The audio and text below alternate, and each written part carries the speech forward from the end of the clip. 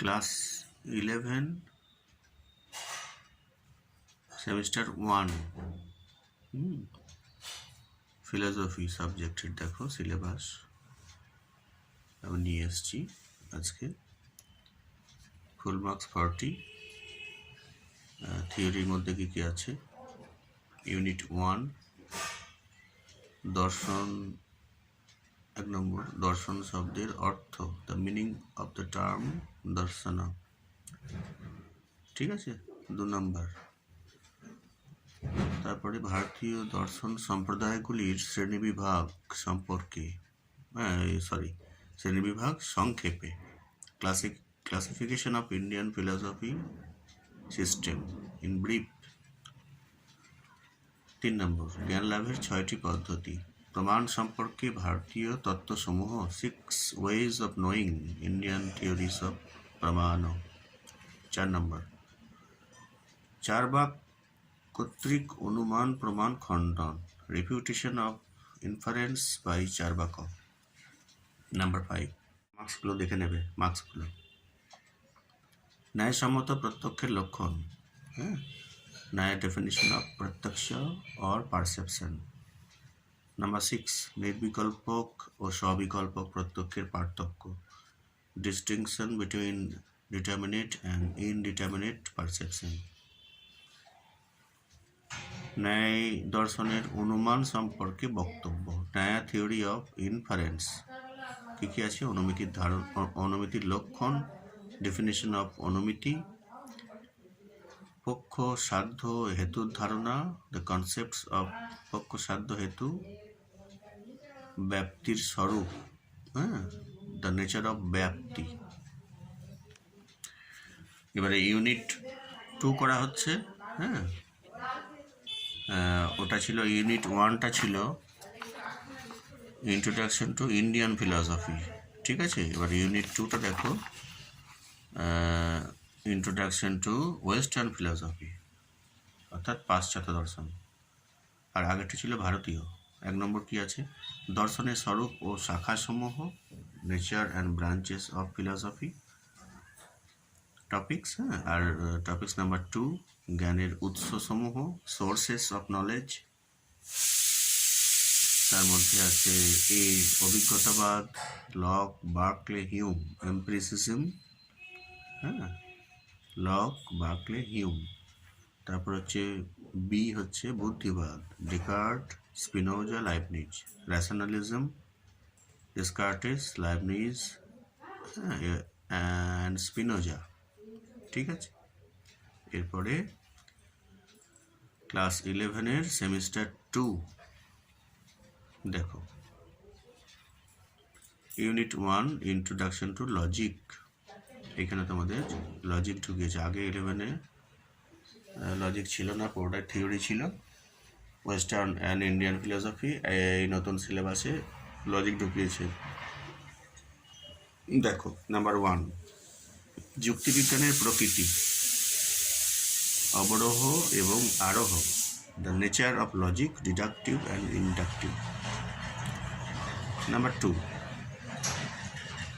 পদ, বাক্য, বচন, পদের ব্যাপ্যতা, সত্যতা ও বৈধতা, terms, sentences, propositions, distribution of terms, truth and validity. বেশ। বাক্য থেকে বচনের রূপান্তর, changing sentences into logical forms. Number 4 বচনের বিরোধিতা, অপোজিশন অফ প্রপোজিশন। নাম্বার 5 অমাধ্যম অনুমান, আবর্তন, বিবর্তন, সমবিবর্তন, immediate inferences, conversion, obversion and contraposition. Number 6 নিরপেক্ষ ন্যায়, মূর্তি ও সংস্থান এবং বৈধতা বিচার, categorical syllogism, figure and mood and testing validity, বা ভ্যালিডিটি টেস্টিং, বৈধতা বিচার। নাম্বার 7 যৌগিক যুক্তি, প্রাকল্পিক ও বৈকল্পিক, compound arguments, hypothetical and disjunctive. Unit 2, introduction to ethics. কি আছে? ভারতীয় নীতিবিদ্যা, ইন্ডিয়ান এথিক্স, পুরুষার্থ। হ্যাঁ, বি হচ্ছে শ্রীমদ্ ভাগবত গীতা, নিষ্কাম কর্মের ধারণা। Shrimad Bhagavad Gita, the concept of nishkam karma. C, বৌদ্ধদের অষ্টাঙ্গিক মার্গের ধারণা, বুদ্ধিস্ট কনসেপ্ট অফ এইটফোল্ড মার্গস, অষ্টাঙ্গিক মার্গ। ডি, চার্বাক সুখবাদ, চার্বাকো হেডোনিজম। এটা হলো 1 গেল। এবার 2, পাশ্চাত্য নীতিবিদ্যা। প্রথমটা ছিল ভারতীয় নীতিবিদ্যা, তারপর হচ্ছে পাশ্চাত্য নীতিবিদ্যা, ওয়েস্টার্ন এথিক্স। এ, নৈতিক প্রত্যয়সমূহ, নৈতিক অনৈতিক নীতি বহির্ভূত উদ্দেশ্য ও অভিপ্রায়, ঠিক ও ভুল, ভালো ও মন্দ, ন্যায় বিচার। এথিক্যাল কনসেপ্টস যেমন কী কী আছে? Moral, immoral, non moral, motive and intention, right and wrong, good and bad, justice. B, নৈতিক তত্ত্বসমূহ, theories of ethics, teleological and deontological theories. এরপরে প্রজেক্ট, ক্লাস 11 অর্থাৎ সেকেন্ড সেমিস্টার শেষ হয়ে গেল। ক্লাস 11-এ দুটো সেমিস্টার হচ্ছে, সেমিস্টার 1, সেমিস্টার 2। সেমিস্টার 1-এর সিলেবাস আমি বললাম, সেমিস্টার 2-এর সিলেবাসও বলা হয়ে গেল। এরপরে প্রজেক্ট দেখো, suggested topics, distinction between ordinary and extraordinary contact, লৌকিক অ্যান্ড অলৌকিক সন্নিকর্ষ। নাম্বার 2 হচ্ছে স্বার্থনমিতি অ্যান্ড পরার্থনমিতি। নাম্বার 3, realism and its different forms, হ্যাঁ, অর্থাৎ বস্তুবাদ, তার বিভিন্ন আকার। আর 4 নম্বর হচ্ছে আইডিয়ালিজম, ভাববাদ, সাবজেক্টিভ আইডিয়ালিজম অফ বাকলের আত্মগত ভাববাদ।